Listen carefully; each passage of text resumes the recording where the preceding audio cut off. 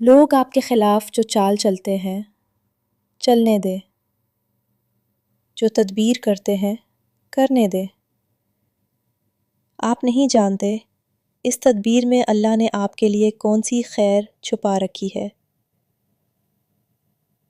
یوسف علیہ السلام کے بھائیوں نے بھی چال چلی تھی، وہ انہیں اندھیرے کنویں میں پھینک آئے تھے، مگر پھر دیکھیے اللہ نے اسی کنویں سے حضرت یوسف علیہ السلام کو نکالا اور عزیز مصر بنا دیا۔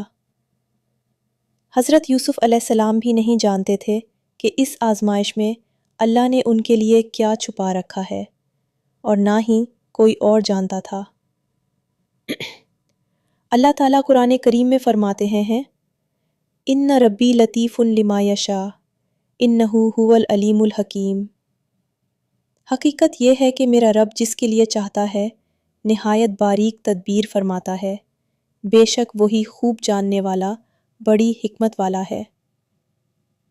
اس لیے اگر دنیا آپ کو گرانا چاہے تو یاد رکھیں آپ کا رب آپ کو تھامنے کے لیے موجود ہے۔ عزت بھی اللہ دیتا ہے، ذلت بھی اللہ کے اختیار میں ہے۔ لوگ کسی کو مستقل عزت یا ذلت نہیں دے سکتے۔ اللہ چاہے تو انہی لوگوں سے آپ کو عزت دلوا دے جو آج آپ کے خلاف منصوبے بنا رہے ہیں۔